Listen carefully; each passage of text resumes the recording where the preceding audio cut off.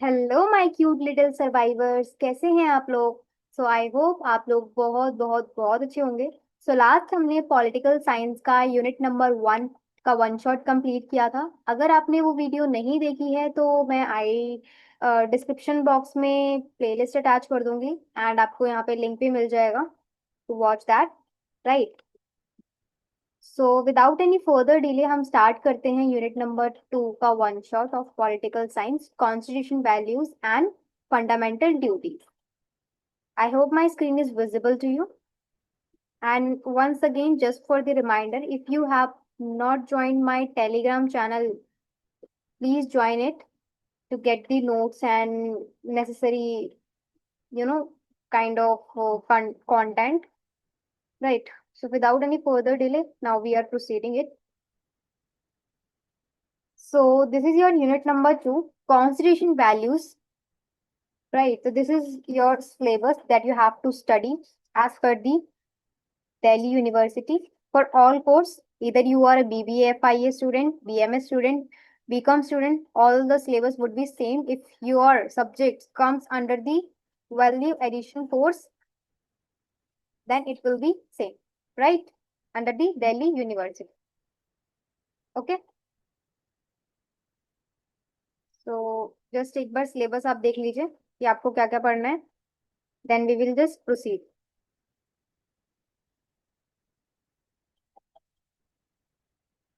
Okay.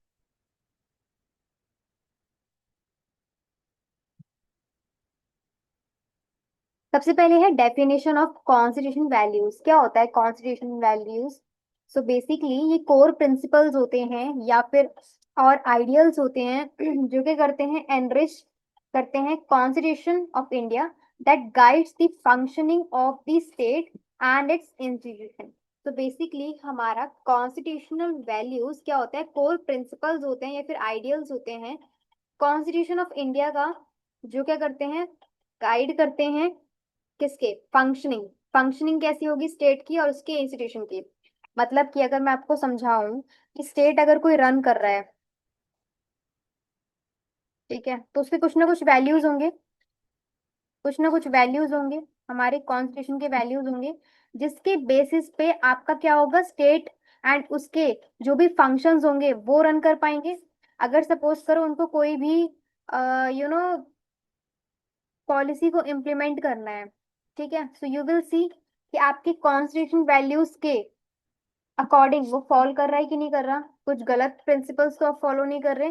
That should be according to your constitution values. आप उसके opposite में जाके कुछ भी नहीं कर सकते हो, राइट।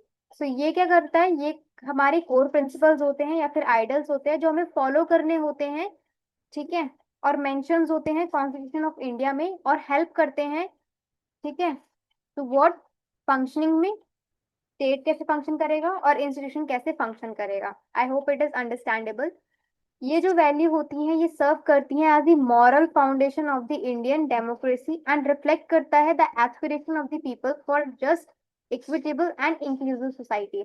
सो बेसिकली ये वैल्यूज होती हैं जो सर्व करती हैं एक मॉरल फाउंडेशन, बेसिक फाउंडेशन के लिए इंडियन डेमोक्रेसी के अंदर, जहाँ पे हमें पीपल को इक्विटेबल मतलब इक्वली फील कराने के लिए एंड इंक्लूसिव फील कराने के लिए ये चीजें हेल्प करती हैं, राइट। मोस्टली हमारे कॉन्स्टिट्यूशन वैल्यूज में क्या बातें हुई हैं कि हमें सबको इक्विटेबल रखना है, सबको हमें इंक्लूसिव फील कराना है, किसी के साथ हमें पार्शियलिटी नहीं करनी है, सबको हमें सही से ट्रीट करना है। अगर कोई रूल नहीं फॉलो कर रहा है तो उसके लिए कुछ प्रिंसिपल्स है जो हमें डिसाइडेड है, वो सबके लिए इक्वली रहेंगी, चाहे वो कोई कितना भी बड़ा आदमी हो। अगर वो फॉलो नहीं कर रहा है they will get the punishment. यही हमारे मॉरल्स हैं, यही हमारे प्रिंसिपल्स हैं मोस्ट ऑफ द थिंग्स में, राइट।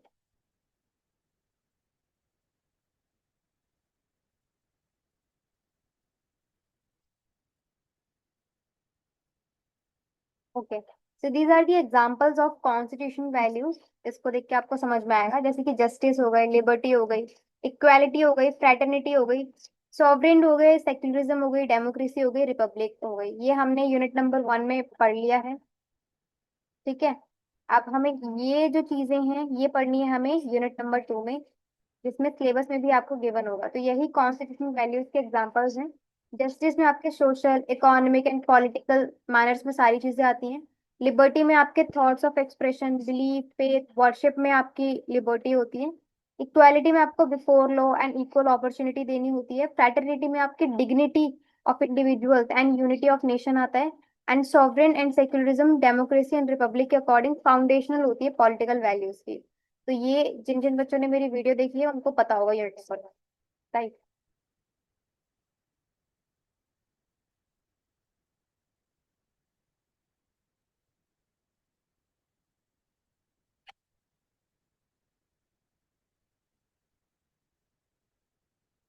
तो फर्स्ट वन है जस्टिस। जस्टिस से स्टार्ट करते हैं। Social, economic and political. सबसे पहले समझते हैं कि जस्टिस का मतलब क्या होता है हमारे कॉन्स्टिट्यूशन में।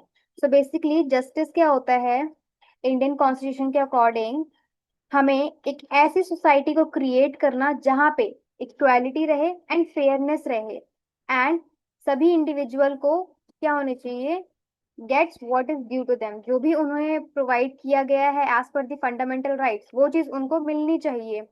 राइट, यही चीज होती है जस्टिस, सभी को इक्वली ट्रीट करना। एक ऐसी सोसाइटी होनी चाहिए जहाँ पे इक्वलिटी से ट्रीट हो, फेयरनेस से ट्रीट हो, एंड सभी को उनके राइट्स मिलने चाहिए। ठीक है, यही हमारा जस्टिस का मतलब होता है। ठीक है। It is not limited to legal justice. It is not limited to legal justice, but extends to the social, economic and political sphere. So basically ये legal justice पे फोकस नहीं करता सिर्फ और सिर्फ कि अगर किसी ने रूल ब्रेक किया है तो हम लीगल एक्शन लेंगे, नहीं। लीगल पर्सपेक्टिव से भी हमारा जस्टिस मैटर करता है, but social, economic and political sense में भी हमें इक्वालिटी रखनी पड़ती है। लीगल में तो आप लोग ही कि अगर किसी ने कुछ भी किया है, अगर वो कॉन्स्टिट्यूशन के अकॉर्डिंग नहीं गया है तो लीगली तो आप उसके अकॉर्डिंग एक्शन लोगे। बट इसको इस चीज से कंफ्यूज मत करना कि जस्टिस का मतलब सिर्फ और सिर्फ लीगल से ही होता है, नहीं। पॉलिटिकल टर्म्स में, सोशल के टर्म्स में और इकोनॉमिक के टर्म्स में भी हमें क्या करना पड़ता है, जस्टिस को देखना पड़ता है। समझते हैं पॉलिटिकल, इकोनॉमिक एंड सोशल के टर्म्स में जस्टिस क्या होता है, कैसे मैटर करता है।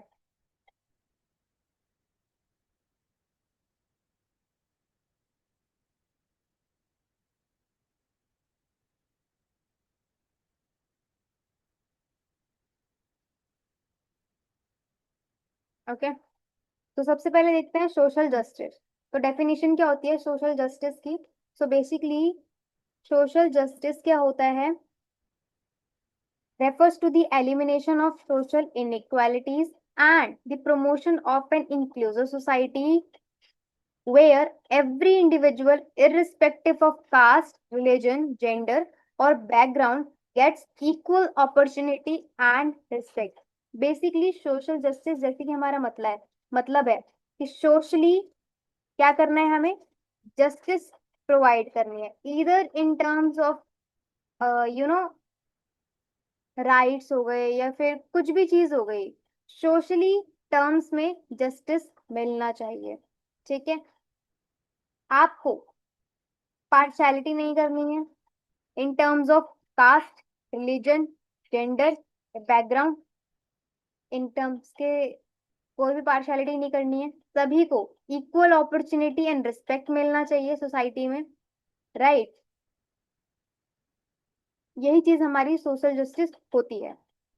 Any doubt? I guess I have cleared it very well.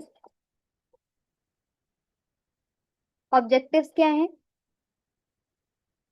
Objective ये हैं कि ये एलिमिनेट करता है किसको, डिस्क्रिमिनेशन को। ठीक है, डिस्क्रिमिनेशन नहीं होता है based on caste, religion, race, gender और स्टेटस के बेसिस पे। प्रमोट करता है इक्वल सोशल अपॉर्चुनिटी मिले सभी को। इंश्योर करता है कि जो भी हमारे वीकर सेक्शंस है ना उसको प्रोटेक्शन मिले, जैसे कि एससीज हो गए, एसटीज हो गए, ओबीसीज हो गए, वुमेन्स हो गए एंड माइनॉरिटीज हो गई, इनको प्रोटेक्शन प्रोवाइड करता है। ठीक है, समझते हैं और थोड़ा डिटेल में कि कॉन्स्टिट्यूशन प्रोविजंस क्या हैं जो सपोर्ट करते हैं हमारे सोशल जस्टिस को। से कुछ प्रोविजंस हैं जो सपोर्ट करते हैं सोशल जस्टिस को as per our constitution. Article number 15 के अकॉर्डिंग क्या है, ये प्रोहिबिट करता है डिस्क्रिमिनेशन को on the ground of religion, race, caste, sex, place of birth. So article 15 के अकॉर्डिंग हम किसी को भी डिस्क्रिमिनेट नहीं कर सकते हैं रिलीजन के बेस पे, कास्ट के बेस पे, सेक्स के बेस पे या फिर प्लेस ऑफ बर्थ के बेस पे। आर्टिकल 17 के अकॉर्डिंग हमें अनटचेबिलिटी का अबॉलिशन करता है। ठीक है, अनटचेबिलिटी नहीं रखनी कि अरे ये तो छोटी जात का है, हम इसको नहीं छूना चाहिए, लाइक दिस। आर्टिकल 46 के अंदर directive to promote educational and economic interest of STs and other weaker section. यहाँ पे हमें क्या है, आर्टिकल 46 के अंदर हमें ये है कि हमें एजुकेशनल एंड इकोनॉमिक इंटरेस्ट को प्रमोट करना है, बढ़ाना है। जो भी हमारी एसटीज हैं या फिर एससीज हैं या फिर जो भी वीकर सेक्शंस हैं, इनको एजुकेशन प्रोवाइड करनी है एंड इनकी जो भी इकोनॉमिक इंटरेस्ट है इनको भी बढ़ाना है, इनकी इकोनॉमिक कंडीशन को सुधारना है। आर्टिकल 16 पार्ट 4 के अंदर लिखा हुआ है कि रिजर्वेशन जो भी है गवर्नमेंट जॉब्स में फॉर बैकवर्ड क्लासेस ये प्रोवाइड की गई हैं। ओबीसी के अंदर इसे फिक्स होती हैं कि 2 वैकेंसी इनके लिए है। ठीक है, तो ये रिजर्वेशन होती है इनके लिए जो गवर्नमेंट ने प्रोवाइड कर रखी है आर्टिकल 16(4) के अंदर। एग्जाम्पल क्या है, एग्जाम्पल वही चीज है जो मैंने आपको बताई है कि अबोलिशन ऑफ अनटचेबिलिटी है आर्टिकल 17 के अंदर। एंटी डिस्क्रिमिनेशन लॉज है बहुत सारे। रिजर्वेशन पॉलिसीज हैं एजुकेशन में एंड जॉब्स में। प्रोटेक्शन है वुमेन्स के राइट के and child welfare schemes. Laws again atrocities है जैसे कि अत्याचार, एट्रोसिटीज का मतलब है अत्याचार ऑन दलित्स एंड माइनॉरिटीज। तो ये सारे एग्जाम्पल हैं हमारे सोशल जस्टिस के। आई होप सोशल जस्टिस आपको समझ में आ गया होगा, सोशली लेवल पे जस्टिस करना। ठीक है, सभी को सोशल लेवल पे इक्वली ट्रीट करना एंड उनको जो भी फंडामेंटल राइट्स है उनको प्रोवाइड करना। राइट।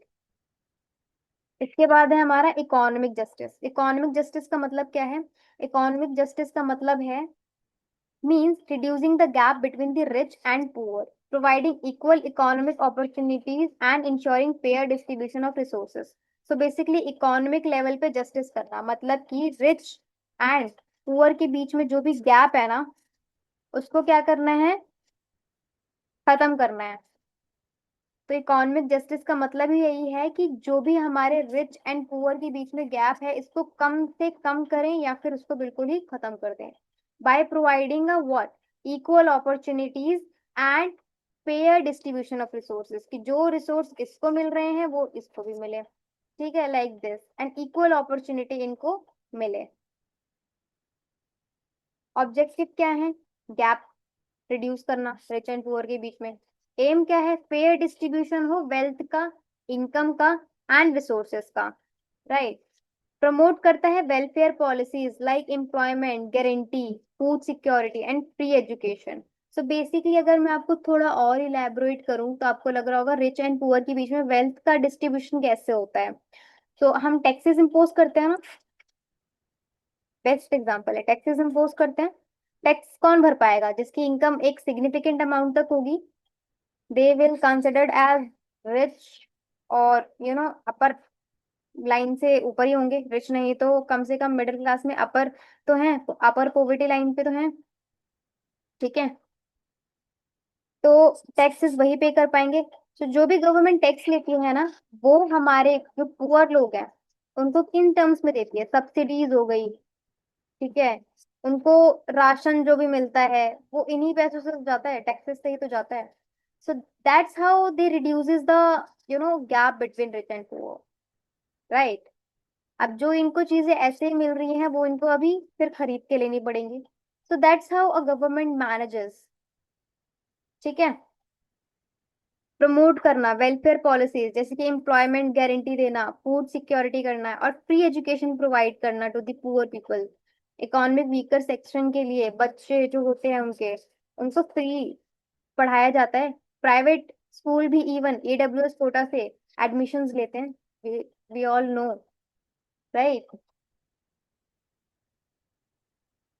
कॉन्स्टिट्यूशन प्रोविजन जो सपोर्ट करते हैं इकोनॉमिक जस्टिस को देख लेते हैं। आर्टिकल 39 बी एंड सी के अंदर हमें क्या करना है, equitable distribution of material resources होता है and prevention of wealth concentration होता है। आर्टिकल 41 के अंदर हमें राइट टू वर्क है एंड पब्लिक असिस्टेंस है। आर्टिकल 43 के अंदर हमें लिविंग वेज या फिर डिसेंट स्टैंडर्ड ऑफ लाइफ है फॉर वर्कर्स। आर्टिकल 32 38 पार्ट 2 के अंदर है कि strive to minimize the inequalities in income and opportunities. ठीक है, एग्जाम्पल में देखोगे तो मनरेगा, मनरेगा जिसमें एम्प्लॉयमेंट की गारंटी मिलती है for the rural population. Public distribution system PDS जो फूड सिक्योरिटी के लिए है। बैंक नेशनलाइजेशन जैसे कि सब्सिडीज, फाइनेंशियल इंक्लूजन प्रोग्राम्स, ये सारे बैंक नेशनल में आते हैं। इसके बाद है हमारा पॉलिटिकल जस्टिस। पॉलिटिकल जस्टिस में इंश्योर करते हैं कि equal political rights and participation for all citizens regardless of their social economic status. It guaranteed that everyone has a voice in governance. Basically political justice का मतलब होता है कि आपको इक्वल पॉलिटिकल राइट्स हैं and you all can participate in political activities regardless of your social or economic, status. You have power to raise your voice in that. ठीक है, it guaranteed that everyone has a voice in governance. अगर आपका मन करता है कि भाई मुझे इस स्टेट से सीएम के लिए खड़ा होना है, you can do it easily. आपको चुनाव के लिए खड़ा होना है, there is a process, significant process, you can follow it and do it regardless of your status, caste. No one will ask it कि आपकी स्टेटस क्या है, आप दलित से आते हो, नहीं आप नहीं कर सकते, ऐसा कोई नहीं करेगा। You have full rights to raise your voice in the governance, right. आप अपनी गवर्नमेंट से क्वेश्चन भी पूछ सकते हो, आप खड़े भी हो सकते हो उसमें पॉलिटिकल लेवल पे, राइट।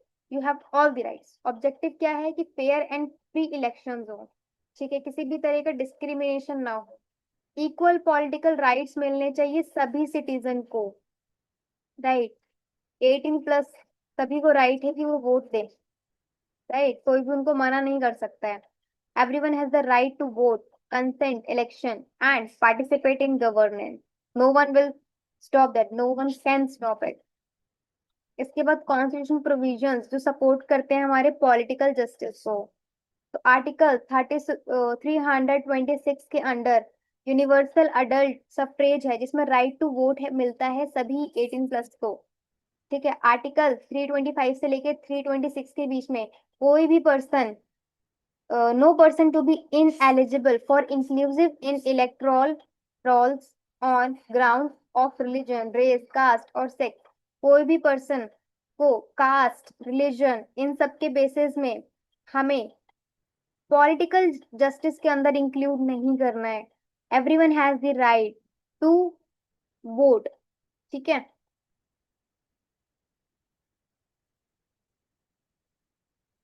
एस्टैब्लिश करते हैं election commissions to ensure free and fair election, ठीक है। इलेक्शन कमीशन हमें क्या इंश्योर करता है कि फ्री एंड फेयर इलेक्शंस होते हैं, राइट। एग्जाम्पल देखोगे तो 1 पर्सन 1 वोट प्रिंसिपल है, रिजर्वेशन ऑफ सीट्स है एसटी एससी के लिए इन लेजिस्लेचर्स, इलेक्ट्रल रिफॉर्म्स है to ensure the transparency. Second है आपका liberty of thoughts, expression, belief, faith and worship, ठीक है।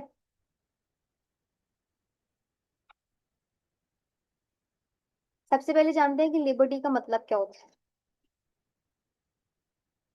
लिबर्टी का मतलब होता है freedom, freedom of individual to think, speak and act freely within the boundaries of laws and public interest.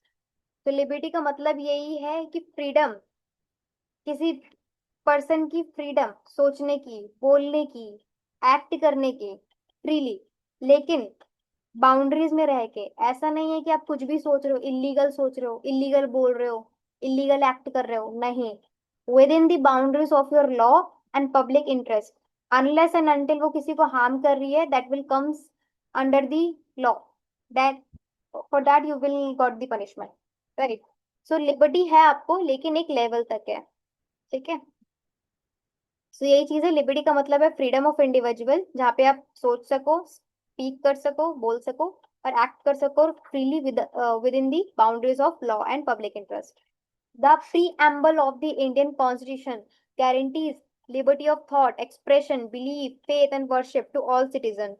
So starting में ही preamble जब हमने constitution को अपनाया था, उसी कॉन्स्टिट्यूशन ने हमें गारंटी दी थी कि हमें क्या है, लिबर्टी है सोचने की, समझने की, एक्सप्रेस करने की, बिलीव करने की, फेथ करने की, करने की, सभी इंडिविजुअल को, जिसको जो भी भगवान में फेथ है वो कर सकता है, जो भी वो थॉट्स है उनके वो रख सकते हैं।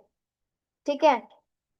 It it forms the cornerstone of a democratic society where individuals can freely participate in public and private life. ठीक है, तो अब डेमोक्रेटिक सोसाइटी में जहाँ पे हमारे पास एक ऐसा डेमोक्रेटिक सोसाइटी है, ठीक है, ऐसे हमारे कुछ रूल्स एंड रेगुलेशंस है जहाँ पे सभी इंडिविजुअल जो है फ्रीली पार्टिसिपेट कर सकते हैं in public and private life में। Liberty is the soul of democracy. ठीक है, लिबर्टी क्या है, सोल है डेमोक्रेसी की। अगर लिबर्टी नहीं होगी तो डेमोक्रेसी नहीं होगी। ठीक है, आपके पास राइट्स ही नहीं होंगे बोलने के। अगर आपकी गवर्नमेंट कोई एक्शन ले रही है जो आप के अगेंस्ट में है या फिर आपको अच्छा नहीं लग रहा है, you have full rights to raise your voice against it. Right, ये क्या है, डेमोक्रेसी तो है, आपको आजादी तो है, लेकिन अगर ये चीज आपको मिलेगी ही नहीं तो फिर कैसे करोगे। Right. Types of liberty in the preamble, क्या टाइप्स हैं। सबसे पहले टाइप्स है liberty of thought. Liberty of thought, thought कुछ भी थिंक आप कर सकते हो under the law, refers to the freedom to think independently from one's opinion and develop personal ideologies, forms the foundation for creativity, reforms, education, and innovation, linked to intellectual freedom and is vital for democracy and human dignity. So basically हमें freedom है to think independently rather than दूसरा क्या सोच रहा है, उसके opinions क्या है, हमें अपने ओपिनियंस रखने का पूरा पूरा हक है। फाउंडेशन हमारे एक काइंड ऑफ क्रिएटिविटी का, एजुकेशन का, इनोवेशन का एक फाउंडेशन रखता है, बिकॉज हमें एक्टिविटीज बचपन से ही करवाई जाती हैं जिसमें हम हमारी सोचने समझने की क्षमता जो है बढ़ाई जाती है। हमारी एजुकेशन ही इस तरीके से होती है कि हमारी थिंकिंग लेवल ग्रो कर पाए। इंटेलेक्चुअल फ्रीडम मिलता है जहाँ, जो कि बहुत ज्यादा वाइटल है डेमोक्रेसी एंड ह्यूमन डिग्निटी के लिए।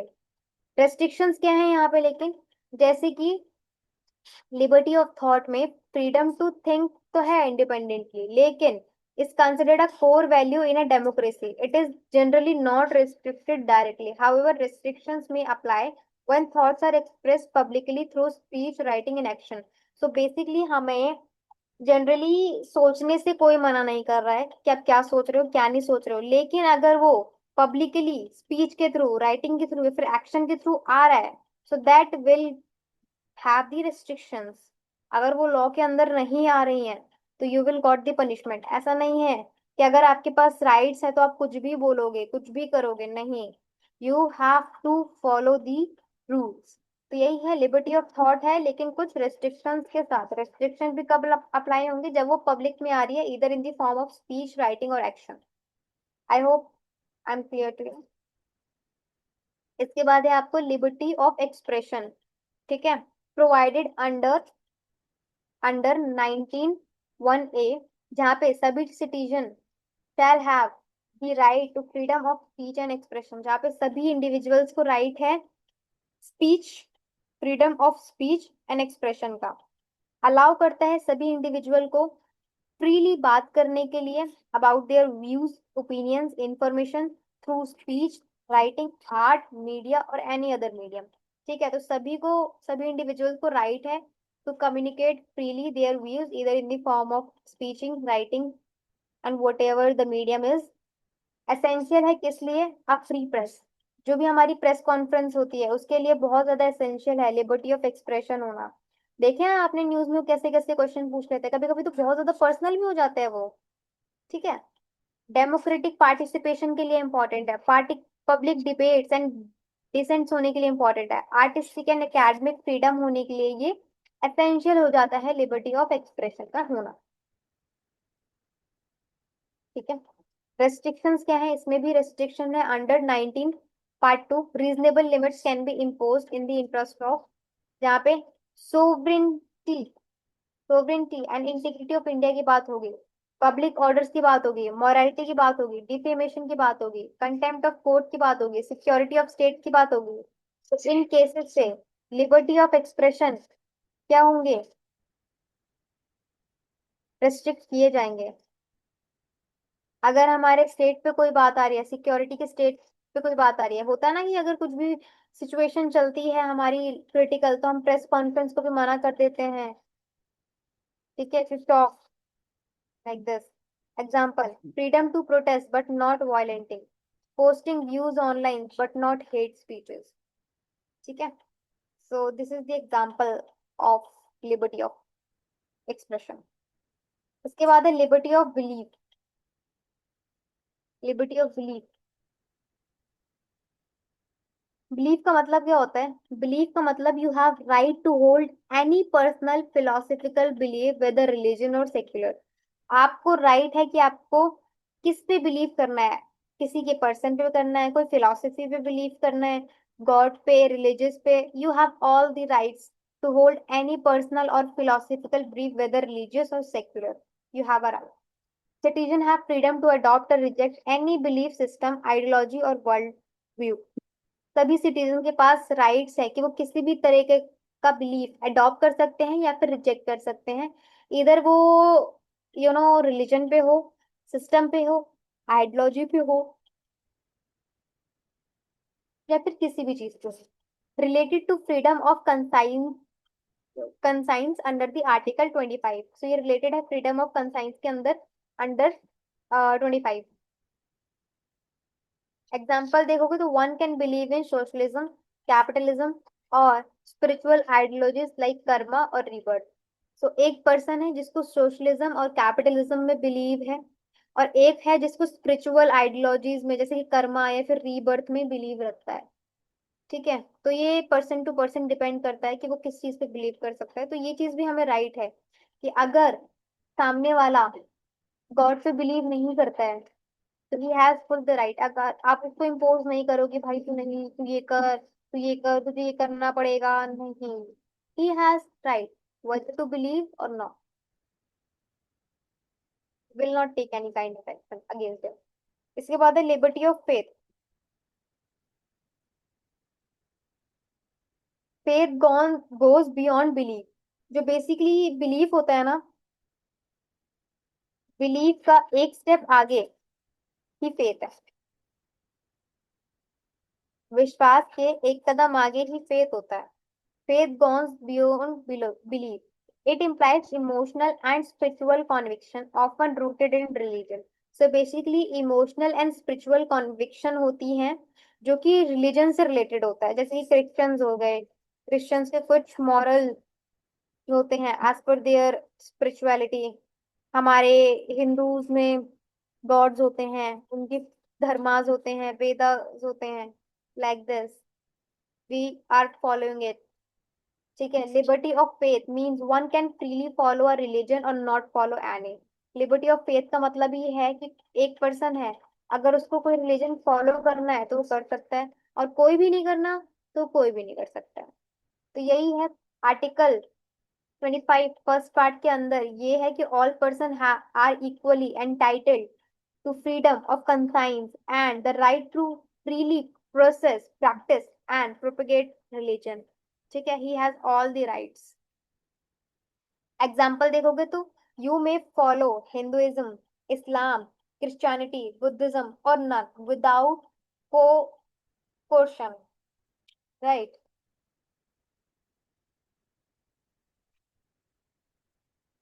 रीजनेबल रिस्ट्रिक्शंस हैं इसके अंदर भी, जैसे कि liberty of faith is subjected to public order, morality, health और other provisions of part third like equality और डिग्निटी के अकॉर्डिंग होना चाहिए। ऐसा नहीं है कि आपकी कोई भी एक्टिविटीज किसी दूसरे रिलीजन को हार्म कर रही हो, और उनके रिस्पेक्टफुल होना चाहिए, किसी को परेशान नहीं करना चाहिए, अपने अपने रिलीजन को फॉलो करो। And it should not be like कि भाई तेरा रिलीजन बहुत छोटा है, मेरा बहुत बड़ा है, नहीं। We should equitable respect to each other religion, right. This is the liberty of faith.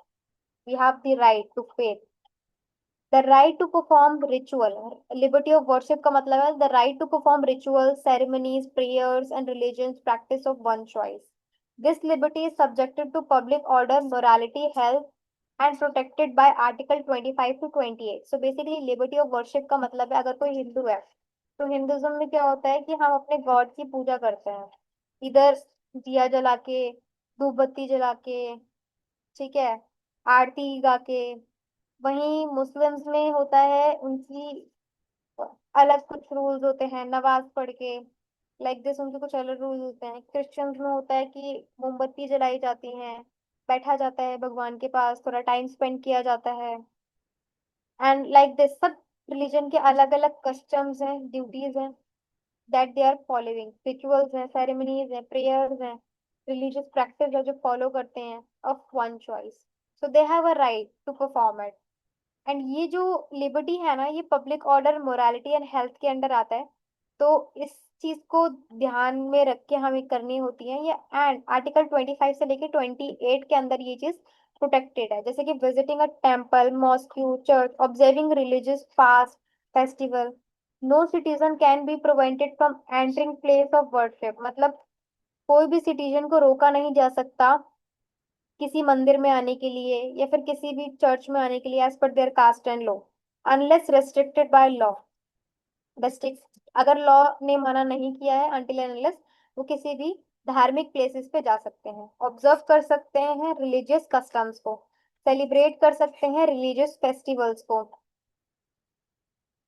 Legal framework supporting liberty, क्या लीगल फ्रेमवर्क है? प्रियम्बल कब हुआ था? Promises liberty of thought, expression, belief, faith and worships आते हैं। Article 19(1)(a) के अंदर freedom of speech and expression मिलता है हमको।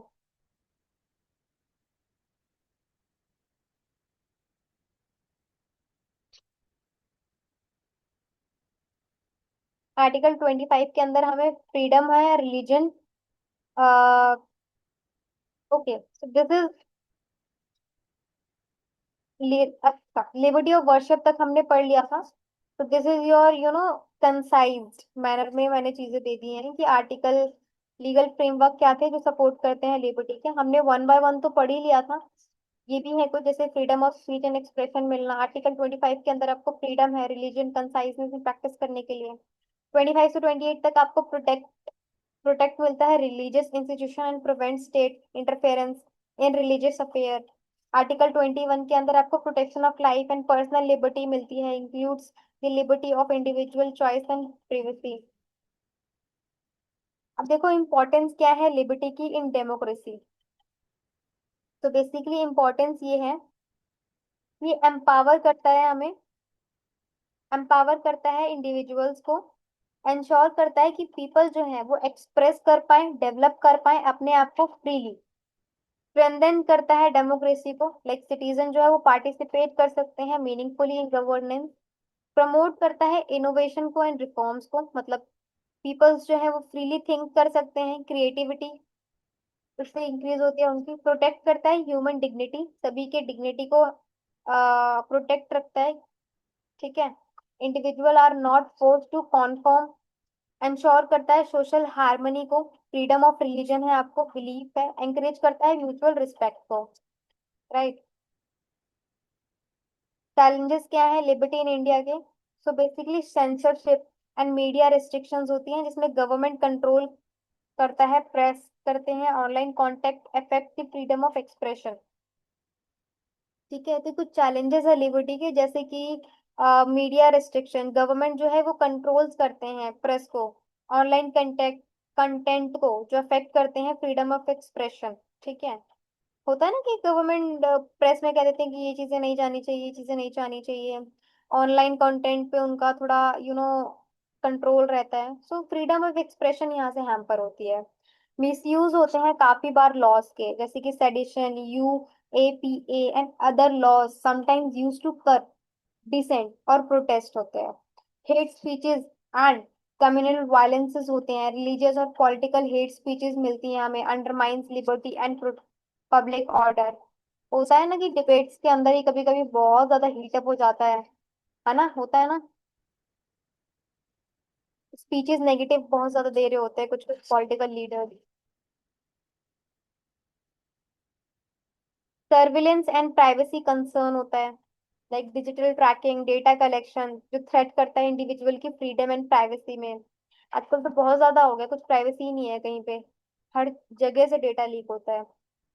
रिलीजियस इंटॉलरेंस होता है, like violence, discrimination against minorities, faith limit करता है रिलीजियस लिबर्टी को। ठीक है। सुने होंगे आपने बहुत सारे चीजें जो कि नहीं होनी चाहिए, डिस्क्रिमिनेशन होते हैं, तो that we should not suppose to do. Internet shutdown होते हैं frequent in some religion affecting the free speech and access to information. ठीक है। तो ये चीजें थोड़ी लिमिटेशंस है जो लिबर्टी को हमारे इम्पैक्ट करता है। एग्जाम्पल देखोगे तो freedom, freedom of press, right to practice any religion, freedom to criticize the government peacefully, ये एग्जांपल्स हैं लिबर्टी के। Don't get confuse. आपको मैंने सारे एग्जांपल दिए, कंसाइज कंसाइज वाले एग्जांपल है। उसके बाद थर्ड टॉपिक हमारा equality, equality of status and opportunities. तो बेसिकली इक्वालिटी का मतलब क्या है? इक्वालिटी का मतलब है एब्सेंस ऑफ डिस्क्रिमिनेशन, जहां पे आपका डिस्क्रिमिनेशन खत्म होता है वहीं से इक्वालिटी हमारी चालू होती है। ठीक है। फेयरनेस का प्रेजेंस होना, इक्वल ट्रीटमेंट मिलना सभी इंडिविजुअल को बाय द स्टेट। यहाँ पे क्या क्या इंक्लूड होता है? इक्वालिटी ऑफ स्टेटस इंक्लूड होता है, यहाँ पे सभी को हमें क्या करना होता है? इक्वली ट्रीट करना होता है with respect and dignity in society.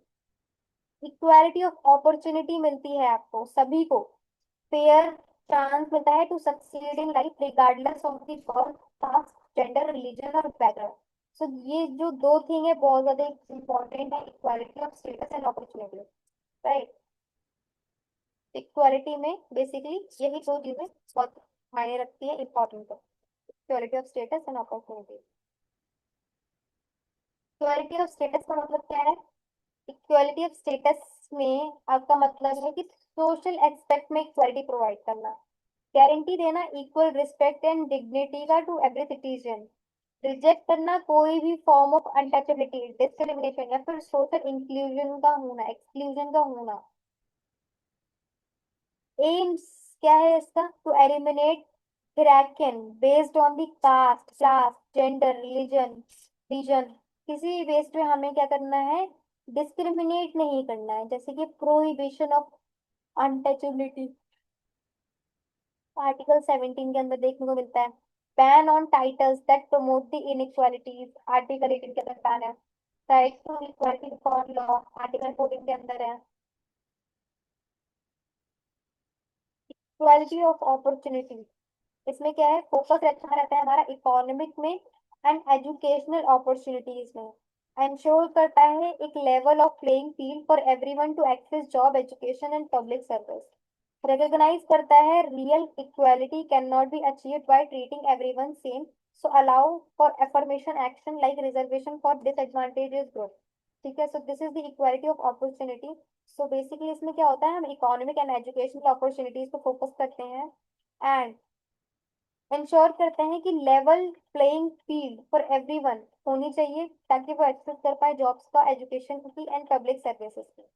So real equality can not be achieved by treating everyone the same.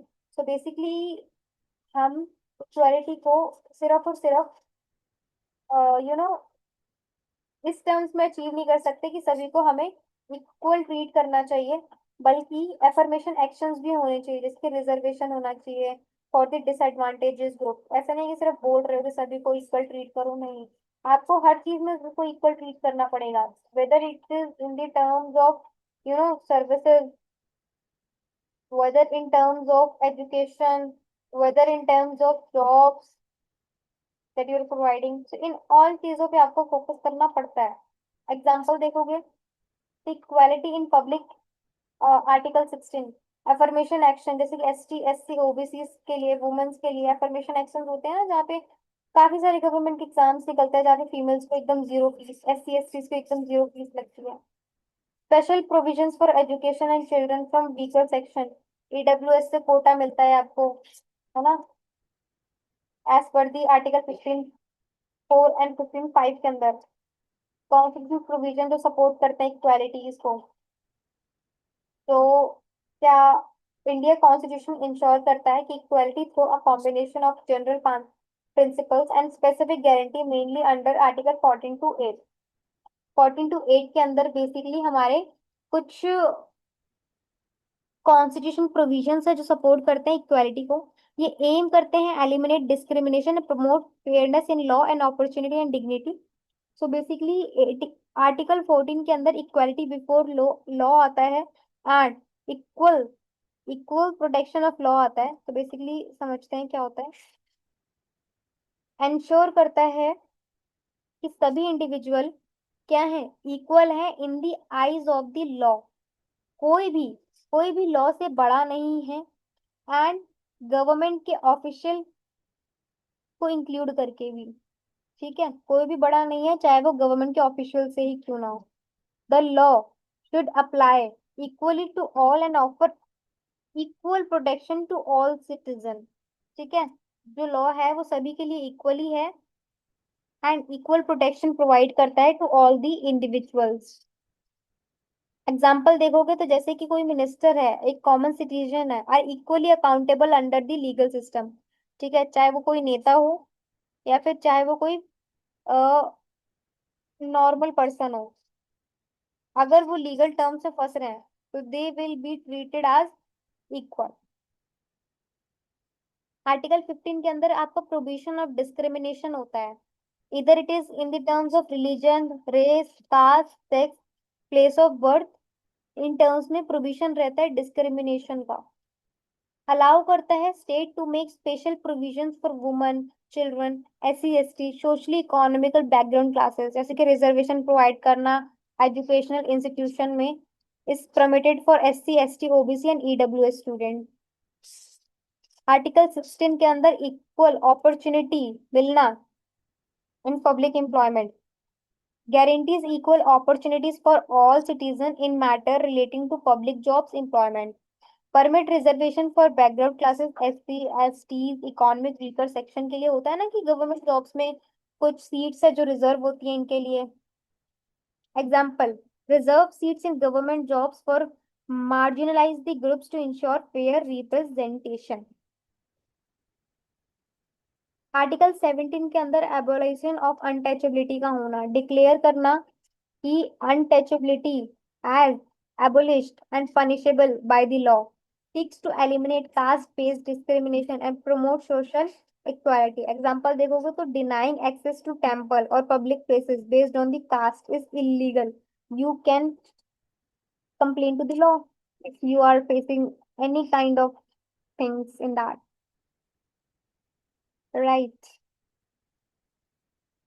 Article 18 के अंदर अबॉलिशन ऑफ टाइटल्स आते हैं, जिसमें प्रोबिट्स होता है कि the states from conferring hereditary और honorific titles except for the military और academic distinction, aims to promote equal status and prevent hierarchical distinction. Example, titles like sir, raja और not recognized by official by the Indian state. ठीक है, सो इन title से ये जो है title का abolition करना, जैसे कि sir, raja are not recognised officially by the Indian states. Okay, कोई भी इंडियन स्टेट में अगर कोई चीज रह रहा है तो उसको हम स्पेसिफिकली राजा मानेंगे या फिर कुछ करेंगे, तो this is not applicable in India. Practical application of equality in India, क्या प्रैक्टिकल एप्लीकेशन है, जैसे कि रिजर्वेशन पॉलिसीज हो गई, स्कीम्स हो गई वुमन को एम्पावरमेंट करने के लिए, एंटी डिस्क्रिमिनेशन लॉज हो गए एजुकेशन के टर्म्स में या फिर एम्प्लॉयमेंट के टर्म्स में, लीगल रिकग्नाइजेशन मिलना किनको, ट्रांसजेंडर पर्सन को, राइट्स को, इम्प्लीमेंटेशन करना right to education act. So these are the practical example of equality in India. Challenges क्या है इक्वालिटी इन इंडिया की, बेसिकली कास्ट बेस्ड डिस्क्रिमिनेशन होता है। ठीक है, अभी भी एग्जिस्ट करता है रूरल और अर्बन एरियाज में भी। जेंडर इनइक्वालिटीज होती हैं, ठीक है, वेजेस में, एजुकेशन में, पॉलिटिकल पार्टिसिपेशन में। इकोनॉमिक डिस्पैरिटी होती है between the rich and poor, कि भाई ये तो अमीर है ये गरीब है। रीजनल इम्बैलेंस होता है in development and resource distribution, होता है ना रूरल में बहुत ज्यादा रिसोर्सेस की कमी है। Religious intolerance and communal tensions होती हैं। कुछ चैलेंजेस है एक्सपेरिमेंट इन इंडिया के। इसके बाद है fraternity assuring the dignity of individuals and unity and integrity of nation. चलिए समझते हैं मीनिंग क्या है फ्रैटर्निटी का। फ्रैटर्निटी का मतलब होता है बिरादरी, राइट। याद रख लेना, फ्रैटर्निटी का मतलब होता है बिरादरी। Fraternity refers to a sense of brotherhood and emotional unity among the citizens.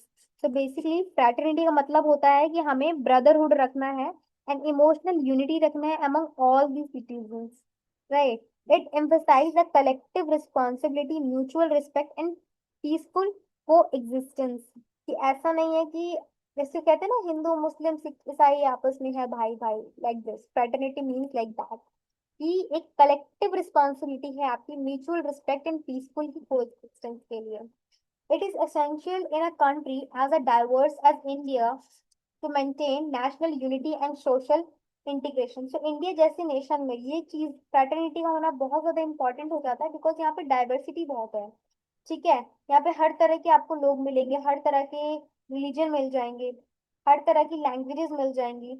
सो इस सेंस में ना फ्रेटर्निटी का होना बहुत ज्यादा इंपॉर्टेंट हो जाता है। कॉम्पोनेंट क्या है फ्रेटर्निटी के in the preamble.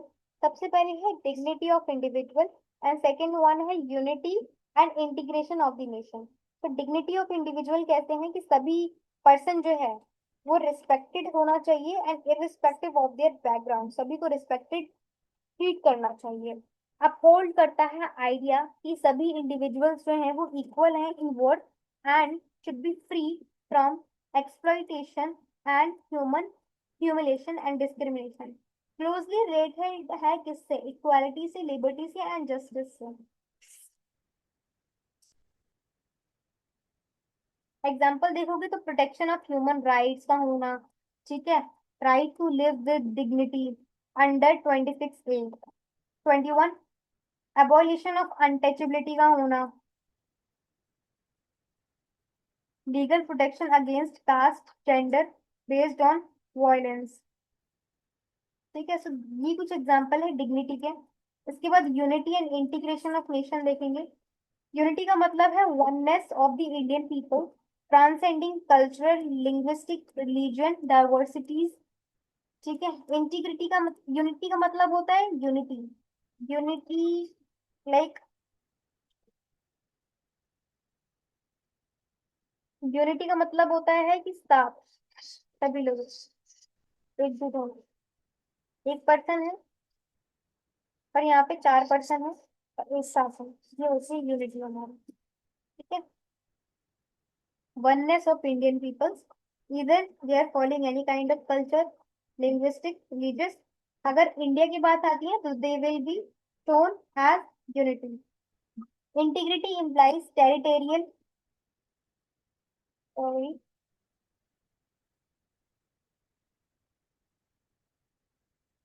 integrity implies territorial wholeness and protection of India's sovereignty। So basically integrity का मतलब होता है कि हमें इंक्लूजन रखना सभी को, ठीक है। एंड ये इम्पोर्टेंट होता है इंडिया की सोवरेंटी के लिए भी। इंटीग्रिटी का मतलब होता है कि सभी को इंक्लूड करके चलना बस।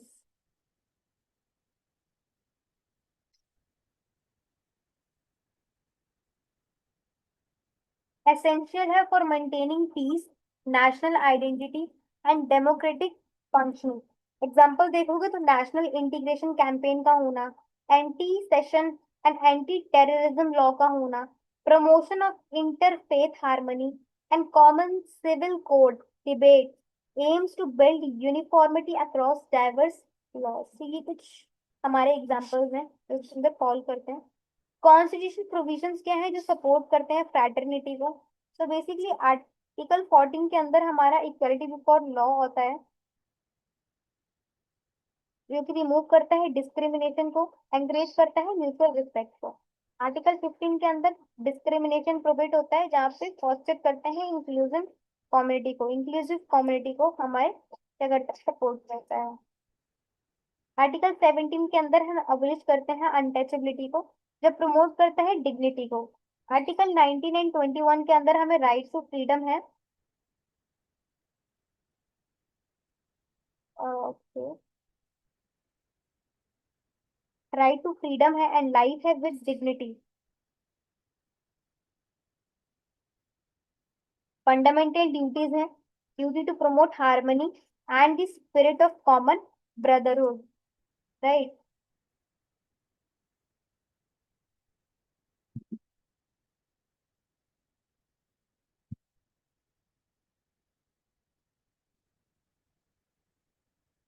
इसके बाद आर्टिकल 1 के according India is union of state and reinforces the unity. India एक क्या है, एक यूनियन ऑफ स्टेट्स है एंड री इन्फोर्स यूनिटी है। इंपॉर्टेंस देखते हैं फ्रैटर्निटी के बेसिकली।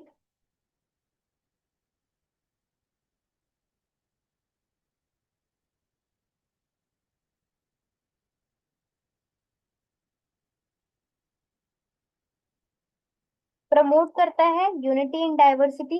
तो डाइवर्सिटी हमें पता ही है इंडिया में कितनी ज्यादा है। But if we will talk about the India, they all will become united. Encourage करता है पीसफुल को एग्जिस्टेंस को अमंग वेरियस रिलीजन, कास्ट और कल्चर के बीच में। ठीक है, पीसफुल को एग्जिस्टेंस को मेंटेन करने में हेल्प करता है। इंश्योर करता है डिग्निटी ऑफ इंडिविजुअल्स को, ताकि एलिमिनेट कर सके हम डिस्क्रिमिनेशन एंड सोशल इनजस्टिस। जिससे क्या होता है, डिग्निटी रख पाते हैं सभी इंडिविजुअल की, हम रिस्पेक्ट कर पाते हैं।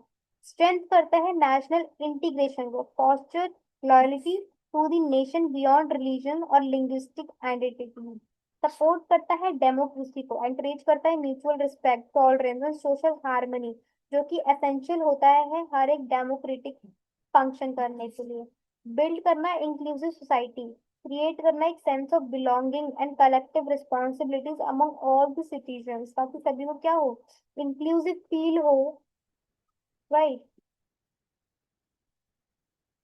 चैलेंजेस टू फ्रैटर्निटी, क्या चैलेंजेस है फ्रैटर्निटी के, कि कास्ट बेस्ड डिस्क्रिमिनेशन है basically, continues to divide society socially and economically. ठीक है, हम कितना भी कह लें इंडिया टू बी यूनाइटेड, लेकिन अगर कास्ट बेस्ड डिस्क्रिमिनेशन होता है ना, जिसकी वजह से we will feel separated. Communalism and regional intolerance आ जाता है, जो कि थ्रेटनिंग, जो थ्रेट करता है पीसफुल को एग्जिस्टेंस को। होता है ना, हिंदू मुस्लिम्स में लड़ाई होती है, तो किसी भी रिलीजन में लड़ाई होती है किसी भी टर्म्स को लेके, वो क्या करता है, हमारी यूनिटी को ब्रेक करता है, हमारी पीस को थोड़ा ब्रेक करता है। रीजनलिज्म एंड लिंग्विस्टिक कॉन्फ्लिक्ट होना, जैसे कि आपने कर्नाटक के साइड में लैंग्वेज का सुना होगा, लिंग्विस्टिक कॉन्फ्लिक्ट हुआ था हिंदी एंड कन्नड़ के बीच में। वीक करता है नेशनल की यूनिटी, हेट स्पीचेस देना, ऑनलाइन पोलराइजेशन करना, फ्यूल्स डिविजन एंड मिसट्रस्ट का होना। इकोनॉमिक इनइक्वालिटीज, जैसे कि wide नेपिंग gap with classes and hinder the social bonding. तो ये सारी चीजें हैं जो पैटर्निटी में क्या करती हैं, प्रॉब्लम क्रिएट करती हैं। So this is all about your unit number 2. So if you had liked this lecture, please subscribe to my channel, that is Duke BFIA and BMS Survivors. Right. Take care student, take care survivors. Bye bye.